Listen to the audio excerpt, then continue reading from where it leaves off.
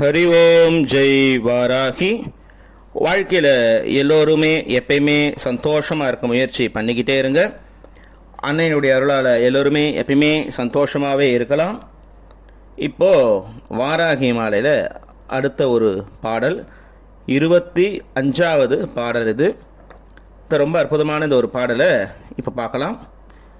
தஞ்சம் உன் பாதம் சரணாகதி என்று சார்ந்தவர் மேல் வஞ்சனை பில்லி கொடிதேவல் சூனியம் வைத்தவரை நெஞ்சம் பிளந்து நினக்குடல் வாங்கி நெருப்பினில் இட்டு அஞ்ச கரம் கொண்டு அறுப்பால் திரிபுரை ஆனந்தியே. அற்புதமான இந்த ஒரு பாடலுடைய அர்த்தத்தை இப்போ நம்ம பார்க்கலாம்.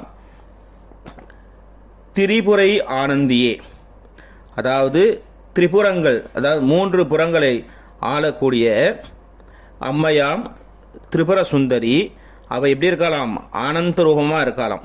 அன்னை வாராகியே எப்படி இருக்கலாம்? திரிபுர சுந்தரி ரூபமாக அன்னை வாராகிய இங்கே அவர் சொல்கிறார். இன்னொன்று, திரிபுர சுந்தரி அப்படின்னா முப்புறங்களை ஆளக்கூடியவள். எது? முப்புறம் ஆணவம் கண்வம் மாயை. இந்த 3த்தையும் அடக்கி எப்போ எவங்கிட்ட ஆணவம் கண்வம் மாயை அடங்கி இருக்கோ அவன் ஆனந்தமாக இருப்பான். அதுதான் இங்கே சொல்கிறா. அம்பாவை உபாசனை பண்ணுறவா எல்லாருக்கும் ஆணவம் கண்வம் மாயை அடங்கி ஆனந்தமாக இருப்பாங்க. ஏன்னா அவ அந்த மாதிரி இருக்கா. இதே நீங்கள் லலிதா சகஸ்ரநாமம் படிக்கும் போது பார்த்தீங்கன்னா முதல் ஸ்லோகமே அகமித்தேவ விபாவையே பவானின்னு ஆரம்பிக்கும் ஸ்லோகமே, தியான ஸ்லோகத்தில். அந்த பவசிய பத்னி பவானினா பவசிய பத்னி பவானி, இறைவனுடைய மனைவி.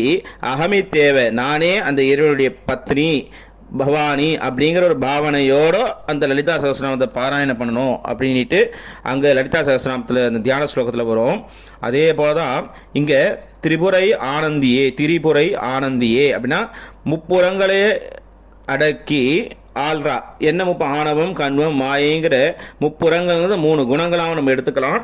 அந்த 3 குணங்களையும் அடக்கி ஆளும்போது ஆனந்தம் வரும்.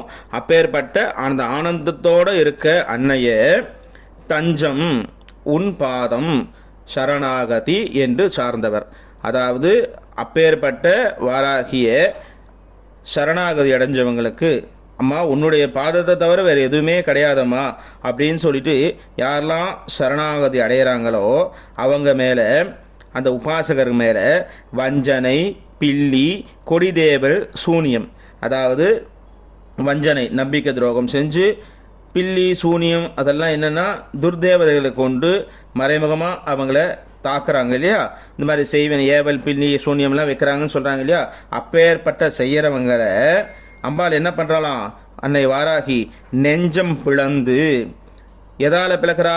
தன் கையில் வச்சிருக்க தன்னுடைய கத்தி. ஏன்னா ஏற்கனவே முதல் ஸ்லோகத்தை இதுக்கு முன்னால் இருக்க பாட்டிலேயே என்னென்னலாம் அவள் கையில் வச்சுருக்கான்னு வந்தது இல்லையா. அதே தான் அதோடைய தொடர்ச்சியாக இதில் அவள் கையில் இருக்க கத்தி மூலமாக நெஞ்சம் பிளந்து, அவங்களுடைய நெஞ்சத்தை இதயத்தை பிளந்து கையில் கத்தியெல்லாம் வச்சு அது மூலம் பிளக்கிறான். நெஞ்சம் பிளந்து நினக்குடல் வாங்கி, அப்படி நெஞ்சத்தை பிளக்கும் போது என்ன ஆகுமா? அவருடைய இதயத்தை பிளக்கும் போது, உடம்பு பிளக்கும் போது அதுலேருந்து ரத்தமும் செதையமும் இருக்கு இல்லையா. அப்பேற்பட்ட அந்த குடலை அப்படி உருகிறாளாம். நெஞ்சம் பிளந்துனா நெஞ்சுனா உடம்பு ஃபுல்லாக பிறக்கிறா. குத்தி எடுத்து அதன் மூலம் உள்ளே இருக்கிற ரத்தம்லாம் கலந்துருக்க அந்த குடலை உருவி நெருப்பினிலிட்டு அஞ்சக்கரம் கொண்டு அறுப்பாள். நெருப்பில் போட்டு அந்த குடை பயப்பரமாக அதை பார்க்கும்போதே ஒரு பயங்கரமான ஒரு ரூபத்தோடு அதெல்லாம் பிச்சு நெருப்பில் தூக்கி போட்டு, எந்த நெருப்பில்? தன்னுடைய கோபாக்னி, அவளுடைய கோபத்தால். ஏன்னா தன்னுடைய குழந்தைங்க, என்னுடைய குழந்தைக்கு யார் துரோகம் பண்ணுறாலும் நான் அவளை விட மாட்டேன். இதுதான் அம்பாளுடைய சாஸ்திரம். என் தெய்வத்துடைய சாஸ்திரம் இது. என்னுடைய குழந்தைக்கு யார் துரோகம் பண்ணுறாங்களோ அவளை விட மாட்டேன். இதுதான் விஷயமே, வேறு எதுவுமே கிடையாது.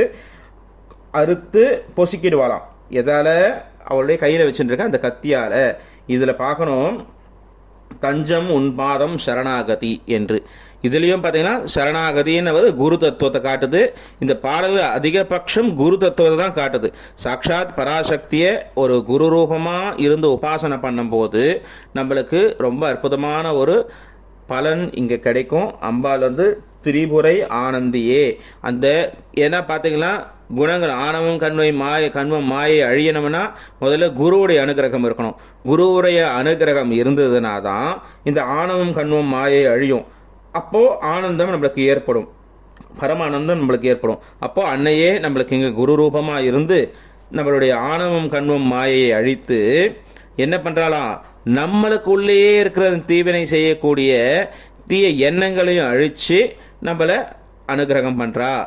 அதாவது வெளியில் இருக்க சத்ருக்களையே அழிக்கக்கூடிய அவளுக்கு நம்மளுடைய எண்ணங்களில் இருக்க சத்ருக்களையும் அழிக்கிறதுக்கு எம்மாத்திரமாகும் அப்படிங்கிற சூக்ஷ்மமாக நம்ம எடுத்துக்கணும். அன்னையை நம்ம இந்த மாதிரி குரு ரூபமாக இருந்து குருவுடைய திருவடியை தியானம் பண்ணி அன்னையை யார் யாரெல்லாம் உபாசனை பண்ணுறோமோ அவங்க எல்லாருக்கும் இந்த அன்னையுடைய அற்புதமான அனுகிரகம் கிடைக்கும். எதிரிகளுடைய வேதனைகள் நம்மளுக்கு இருக்காது. இந்த பாராயணத்தை, இந்த பாடலை எல்லாரும் டெய்லியும் 37 முறை யார் யாரெல்லாம் பாராயணம் பண்ணுறோமோ அவங்க எல்லாருக்கும் என்ன ஏவல் பில்லி சூனியம் இதெல்லாம் சொல்கிறோம் இல்லையா, அதெல்லாம் அவங்கள விட்டு விலகும். எப்படி பாராயணம் பண்ணணும்? ஒன்றும் இல்லை, நம்ம வீட்டில் உப்பு தண்ணி எடுத்துக்கங்க. கடல் தண்ணி கிடைச்சா கடல் தண்ணி ரொம்ப நல்லது. இல்லாத பட்சத்தில் ஒரு தண்ணியில் ஒரு பாத்திரத்தில் கல் உப்பு போட்டு அந்த கையை நல்லா கரைச்சிட்டு கல் உப்பு கரைஞ்சிடும். அந்த தீர்த்தத்து மேலே கையை வச்சுக்குங்க. கையை வச்சுட்டு 37 முறை இந்த பாட்டை பாடிட்டு பிரார்த்தனை ரொம்ப அற்புதமாக ஆனந்தமாக பாடணும். அதாவது மனசுக்குள்ளேருந்து அப்படியே பாடணும். பாடி, ஏன்னா திரிபுரை ஆனந்தியே ஆனந்தமயமாக இருக்கிற அந்த அன்னையை ரொம்ப ஆனந்தமாக அற்புதமாக பாடணும். மனசுக்குள்ளே அப்படியே என்ன அளவுக்கு ராகம் தெரிஞ்ச ராகம் மூலமாகவும் ராகமாகவும் பாடலாம். இல்லையா பக்தியோடு என்ன பண்ணாலும் பக்தி இருக்கணும். பக்தியோடு இந்த பாடலை பாடி 37 முறை பாடிட்டு அந்த தீர்த்தத்தை வீடு ஃபுல்லாக தெளிக்கணும்.